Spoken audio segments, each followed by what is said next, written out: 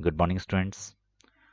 आज हम अपने प्रोग्रामिंग सीरीज़ के वीडियो लेक्चर सीरीज़ के जो हमारे नेक्स्ट टॉपिक है उसकी तरफ मूव कर रहे हैं, जिसमें हमने एरेज के बारे में पढ़ना स्टार्ट किया था। तो एरेज में हमने बेसिकली वन डायमेंशनल एरे क्या होते हैं, कैसे हम वन डायमेंशनल एरे को क्रिएट करते हैं, इनिशियलाइज करते हैं, और उनकी हेल्प से हम कैसे प्रोग्रामिंग करते हैं। इसके बाद हमने मल्टी डायमेंशनल एरेज की तरफ मूव किया था, जिसमें हमने two dimensional, three dimensional arrays की बात की थी और उनको विजुलाइज किया था with the help of program. तो कैसे हम multi dimensional arrays declare, initialise and user से इनपुट लेते हैं। तो चलिए इसी क्रम में हम आगे बढ़ रहे हैं। तो आज हम देखेंगे कैरेक्टर एरेज क्या होते हैं। तो जैसा कि आप जानते हैं, एरे जस्ट एक कलेक्शन है of similar type of data.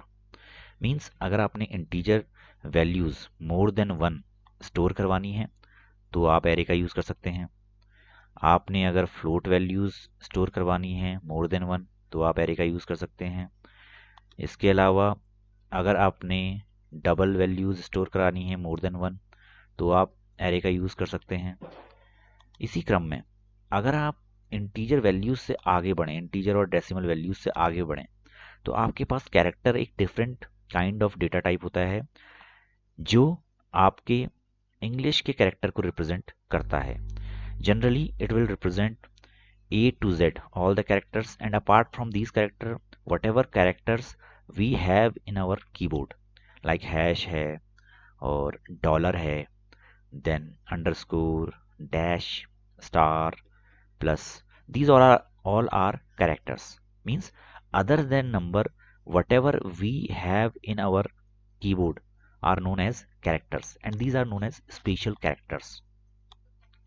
तो इन कैरेक्टर्स को अगर हमें मोर देन वन कैरेक्टर अगर हमें स्टोर करवाना है इन ए वेरिएबल, तो हम कैरेक्टर एरे की हेल्प लेंगे। और अगर और हम बेटर वे में बोलें, अगर हमें स्पेशल कैरेक्टर को हम डील ना करें, अगर हम सिंपल जो अपने ए टू जेड कैरेक्टर हैं इनको अगर हम स्टोर करवाएं, तो इसको हम बोलेंगे स्ट्रिंग्स। तो कैरेक्टर एरे को ही हम बोलते हैं strings. That means more than one character, if we are storing more than one character then it's our string, right. I think समझ में आया होगा आपको कि कैरेक्टर एरे क्या होते हैं और स्ट्रिंग्स क्या होती हैं। तो चलिए यहाँ पे वन बाय वन हम जो मैंने यहाँ पे लिखा हुआ है इसको देख लेते हैं, पढ़ लेते हैं, ताकि आप और अच्छे तरीके से यहाँ पे समझ पाएं कि कैरेक्टर एरे होते क्या हैं। जनरली इससे पहले जो हमने इंटीजर एरे बनाए थे, तो इंटीजर एरे में क्या था, जब आप इंटीजर एरे बना रहे थे, लेट सपोज मैं एक इंटीजर एरे यहाँ पे बना रहा हूँ इंट ए, जिसमें लेट सपोज 10 वैल्यूज आ सकती हैं। तो जब मैं यहाँ पे एक इंटीजर एरे बना रहा हूँ तो यहाँ पे मैं साइज स्पेसिफाई भी कर सकता हूँ, और इट्स अप टू मी कि मैं यहाँ साइज स्पेसिफाई ना करूँ, और जब मैं इसमें वैल्यू पुश करूँ तो वहाँ पे मैं साइज स्पेसिफाई कर सकता हूँ। तो लेट सपोज इसमें मैं 10 वैल्यूज डाल रहा हूँ, तो आप देखेंगे कि जितना मेरा साइज है एरे का उतनी वैल्यूज मैं यहाँ पे पुश कर सकता हूँ। But in case of character array ये यहाँ पे थोड़ा सा प्रॉब्लमेटिक है।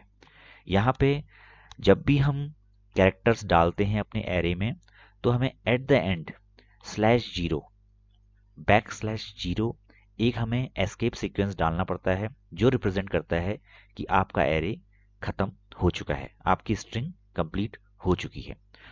अगर आपने ये नहीं भी लगाया तो बाय डिफॉल्ट आपका कंपाइलर, सी कंपाइलर, इस कैरेक्टर को इसके एंड में, मींस आपकी कैरेक्टर एरे के एंड में इसको ऐड कर देगा।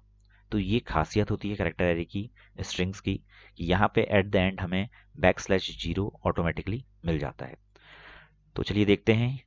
It is a sequence of characters terminated with a null character that is \0। String are also defined as array of character. Means जो कैरेक्टर एरे हैं उनको हम स्ट्रिंग्स भी बोल सकते हैं। वैसे हमारा स्ट्रिंग जो है कंप्लीट एक यूनिट है, नेक्स्ट यूनिट हमारी स्ट्रिंग्स ही है। तो हम डिटेल्स में स्ट्रिंग्स के बारे में पढ़ेंगे, अभी सिर्फ कैरेक्टर एरे के बारे में हम फोकस करेंगे। स्ट्रिंग्स में इसलिए बता रहा हूँ क्योंकि ये दोनों कनेक्टेड हैं, दोनों सेम चीज़ हैं, तो स्ट्रिंग्स का हल्का सा आइडिया मैं यहाँ पे आपको दे दूंगा। तो बेसिकली एरे ऑफ कैरेक्टर्स को ही स्ट्रिंग बोलते हैं। अब difference between character array and string is string is terminated with a unique character /0। तो हमेशा ध्यान रखना, जब भी आप कोई स्ट्रिंग बनाते हैं तो स्ट्रिंग में आपका क्या है, /0 ऑटोमेटिकली अपेंड हो जाता है। तो जनरली ये आपके कैरेक्टर एरे की भी खासियत होती है कि आप अगर यहाँ पे कुछ वैल्यू डाल रहे हैं तो ऑटोमेटिकली यहाँ पे एक /0 आ जाएगा, जो डिनोट करेगा कि आपकी स्ट्रिंग यहाँ पे फिनिश हो चुकी है। तो लेट सपोज अगर हमने यहाँ पे कैरेक्टर एरे बनाया, उसका नाम है स्ट्रिंग str, और उसमें एक हमने स्ट्रिंग इनपुट कर दी, तो ऑटोमेटिकली यहाँ पे एक /0 अपेंड हो जाएगा।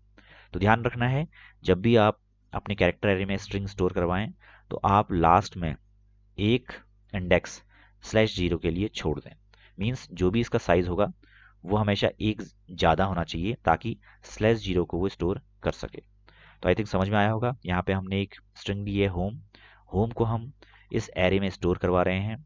तो h आपका इंडेक्स 0 में स्टोर हो जाएगा, o आपका इंडेक्स 1 में, m आपका इंडेक्स 2 में, and e will store at index 3, और लास्ट इंडेक्स में आपका /0। तो ये तरीका है कैसे आप स्ट्रिंग्स स्टोर करते हैं कैरेक्टर एरे में। और इसके अलावा कैरेक्टर एरे में आप अगर आपको सिंपल वैल्यूज स्टोर करनी है, मींस कैरेक्टर स्टोर करने हैं, तो वो तो आप जैसे इंटीजर एरे में करते हैं वैसे ही यहाँ पे कर सकते हैं। उसको भी हम देखेंगे कैसे हम करते हैं, क्योंकि वो सिंपलर वे है, तो उसको मैंने यहाँ पे लिखा हुआ नहीं है, उसका मैंने प्रोग्राम बनाया हुआ है, तो देखेंगे आगे कैसे हम करते हैं। तो यहाँ पे आगे बढ़ते हैं। तो सबसे पहले कैरेक्टर एरे का डिक्लेरेशन होता क्या है, मींस स्ट्रिंग्स अगर हम बनानी है तो स्ट्रिंग्स का डिक्लेरेशन क्या होता है। दोनों सेम चीज है, यहाँ पे आपको कंफ्यूज नहीं करना है। कैरेक्टर एरे बोलूं या स्ट्रिंग बोलूं, both are same things. But जब हम स्ट्रिंग्स में स्पेसिफिकली आते हैं तो स्ट्रिंग्स अपने आप में एक पूरी लाइब्रेरी है, और यहाँ पे हमें बहुत सारे फंक्शंस ऑटोमेटिकली सी प्रोवाइड करता है। तो डिक्लेरेशन की बात करें, यहाँ पे सबसे पहले जैसे आप इंटीजर एरे बनाते हैं वैसे ही आपको कैरेक्टर एरे बनाना है। इंट की जगह आपको कैर यूज करना है, then name of your array, और उसके बाद साइज, आपके एरे का साइज क्या होगा ये आपको बताना है। सो str_name is any name given to a string variable. Size is your the length of string or size of your array.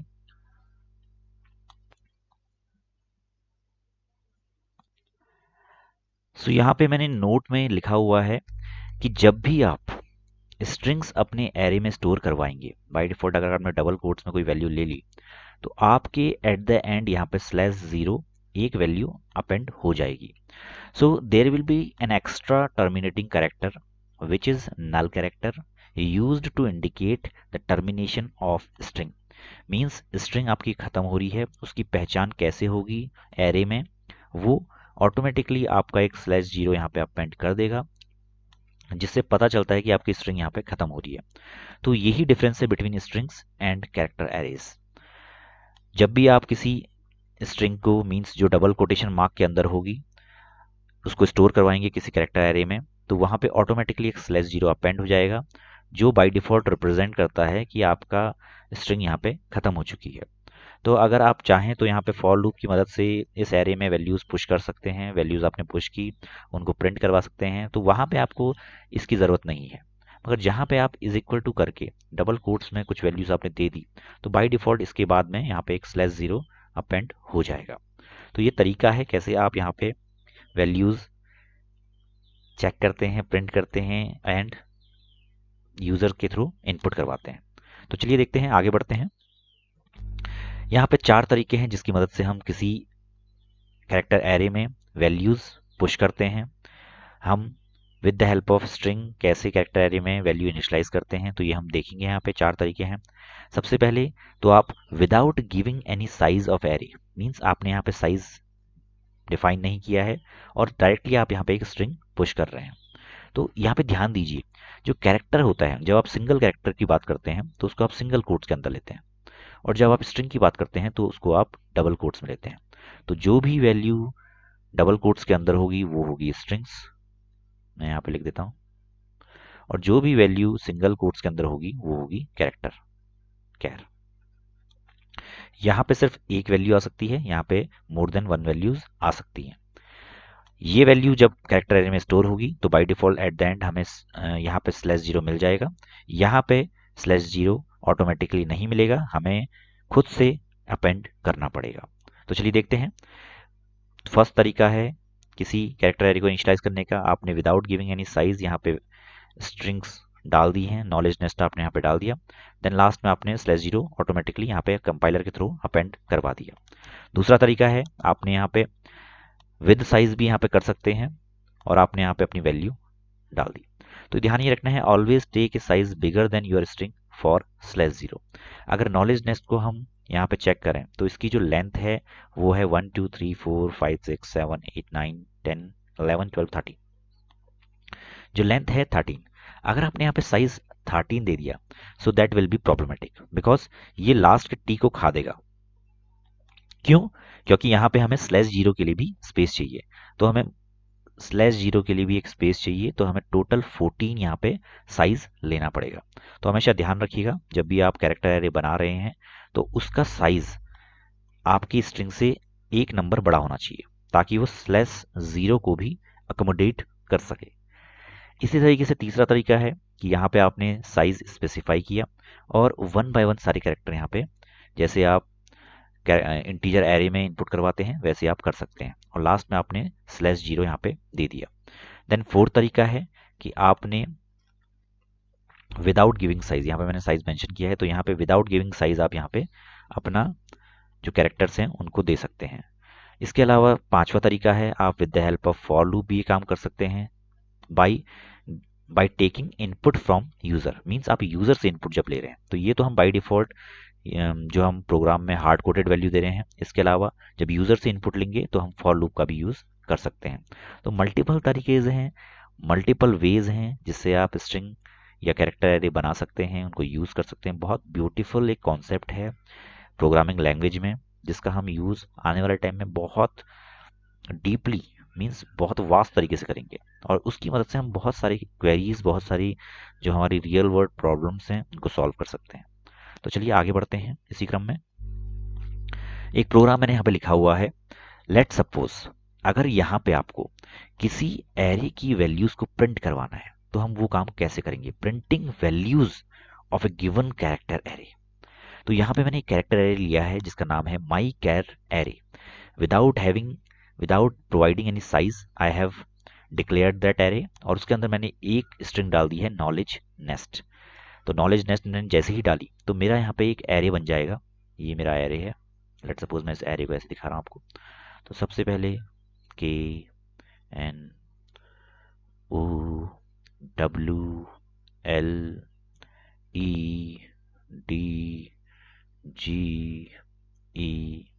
then N, then E, then S, then T। अब ध्यान ये रखना है, जो मैंने कॉन्सेप्ट आपको बताया है कि स्ट्रिंग जब आपकी स्टोर होती है कैरेक्टर एरे में तो आपको एक स्पेस एक्स्ट्रा मिलता है जहां पे आपका /0 आपका आता है। तो आपकी जो पूरी की पूरी स्ट्रिंग यहाँ पे स्टोर हो रही है वो हमेशा एक एक्स्ट्रा स्पेस लेगी for /0, that will be your null character. तो आप देखेंगे यहाँ पे 0 1 2 3 4 5 6 7 8 9 10 11 12 13, तो टोटल 14 यहाँ पे कैरेक्टर हैं और जिनकी इंडेक्सिंग है फ्रॉम 0 to 13। तो हमेशा आपको ध्यान रखना है एरे की जो इंडेक्सिंग स्टार्ट होती है वो 0 से स्टार्ट होती है। तो 0 to 13 आपके पास टोटल 14 कैरेक्टर हो चुके हैं। तो अगर आपको इनको with the help of for loop iterate करना है एंड प्रिंट करवाना है तो आप क्या करेंगे, अभी आपको लेंथ पता नहीं है तो आप क्या कर सकते हैं, from int i is equal to 0 आप यहाँ पे चेक करवा सकते हैं कि जो हमारा कैरेक्टर एरे है उसमें जो भी हमारा लास्ट कैरेक्टर है अगर वो इसके बराबर आ जाता है, जैसे ही इसके बराबर आ जाएगा हम अपने फॉर लूप को ब्रेक कर देंगे, खत्म कर देंगे। तो मैंने यहाँ पे लिखा है if my character array index पे जो वैल्यू प्रेजेंट है not equal to null character, जब तक नल कैरेक्टर नहीं है तब तक लूप चलता रहे, जैसे ही नल कैरेक्टर मिलेगा लूप एग्जिट कर देगा। तो 1 बाय 1 हम सारी वैल्यूज को यहाँ पे प्रिंट करवा देंगे। इस तरीके से हम यहाँ पे देखेंगे कैसे हम कैरेक्टर एरेज की वैल्यूज को 1 बाय 1 प्रिंट करवाते हैं। और हमेशा ध्यान रखना कि जो आपके फॉर्मेट स्पेसिफायर होते हैं वो एज पर डेटा टाइप होते हैं। तो यहाँ पे कैरेक्टर के लिए हमारे पास फॉर्मेट स्पेसिफायर है %C, गॉट इट। %C की मदद से हम क्या कर सकते हैं, कैरेक्टर्स प्रिंट करवा सकते हैं। तो %C डिनोट करेगा आपके कैरेक्टर को। ये मैंने प्रीवियस लेक्चर्स में बताया हुआ है प्रोग्रामिंग सी के, तो इसको थोड़ा डीपली आप जाके रिवाइज कीजिएगा। फॉर्मेट स्पेसिफायर क्या होते हैं और किस किस डेटा टाइप के लिए हम कौन कौन सा फॉर्मेट स्पेसिफायर यूज़ करते हैं। तो कैरेक्टर के लिए हम यूज़ करते हैं %c, इंटीजर के लिए %d, फ्लोट के लिए %f। सिमिलरली स्ट्रिंग्स के लिए अगर आपको कंप्लीट स्ट्रिंग प्रिंट करनी है तो %s। तो इस तरीके से आप डिफरेंट फॉर्मेट स्पेसिफायर यहाँ पे यूज़ करते हैं। तो चलिए आगे बढ़ते हैं क्रम में और हम इस प्रोग्राम को रन करने की कोशिश करते हैं in our code block window. तो यहाँ पे मैंने एक प्रोग्राम, उसी प्रोग्राम को कॉपी किया हुआ है। यहाँ पे मैं लिख रहा हूँ reading strings. So I have an array, my character array, उसमें मैंने नॉलेज नेस्ट ये डाल दिया है, यहाँ पे एक स्पेस एक्स्ट्रा ले लिया है। Then I am printing my string and saying that given string is 1 by 1 मैं सारे कैरेक्टर यहाँ पे प्रिंट कर दूंगा। तो जैसे ही मैं प्रिंट करने जाऊंगा यहाँ पे मेरे कमांड प्रॉम्प्ट पे मुझे सारी की सारी वैल्यूज एज इट इज मिल जाएंगी। आप देख पा रहे होंगे यहाँ पे मेरे कमांड प्रॉम्प्ट पे ये सारी की सारी values given string is knowledge nest. तो इस तरीके से आप यहाँ पे अपने प्रोग्राम को क्रिएट कर सकते हैं, प्रोग्राम को रन कर सकते हैं। इसके अलावा अगर आपको कोई चेंजेस करने तो वो भी आप कर सकते हैं, बट ये बहुत सिंपल सा प्रोग्राम है, इसमें मैं बहुत ज़्यादा चेंजेस नहीं कर रहा हूँ, एज इट इज़ आपको दिखा रहा हूँ। अगले प्रोग्राम पे हम चलते हैं जहाँ पे हम एक कैरेक्टर एरे लेंगे जिसका हम साइज स्पेसिफाई करेंगे। इसमें हम कुछ वैल्यूज यूजर के थ्रू इनपुट करवाएंगे, देन उन्हीं वैल्यूज को हम यहाँ पे प्रिंट करवाएंगे। मैंने यहाँ पे सिंपली क्या किया हुआ है देखिए, 1 by 1 स्टार्टिंग से देखिए। सबसे पहले हमारी हेडर लाइब्रेरी, देन हमारा main function with no return type that is void. Then मैंने कैरेक्टर एरे बनाया है by the help of character data type, उसका नाम है माई कैरेक्टर एरे। यहाँ पे साइज दिया है 6, मीन्स यहाँ पे फ्रॉम 0 to 5 आपके इंडेक्सेस जाएंगे और ध्यान ये रखना है कि लास्ट इंडेक्स में आपका /0 स्टोर होगा। ठीक है, तो आपको 0 to 4 तक चलना है अपने फॉर लूप में। तो यहाँ पे हम जाएंगे आगे, आप यूजर से बोल रहे हो please enter values in character array. Then 0 to 4 तक आप गए, आपने 1 by 1 हर इंडेक्स पे, 0 इंडेक्स पे, 1 इंडेक्स पे, 2, 3, 4 यहाँ पे आपने वैल्यूज पुश की। सिमिलरली इसके बाद आप जो भी आपने वैल्यूज यहाँ पे दी है, जो यूजर से इनपुट करवाई है, उसको यहाँ पे प्रिंट करवा रहे हैं। तो आपने अगेन 0 to 4 तक गए और with the help of printf function you have printed your array elements. तो देखते हैं कैसे यहाँ पे ये प्रोग्राम हम अपनी कोड ब्लॉक की विंडो में चलाएंगे, एग्जीक्यूट करवाएंगे।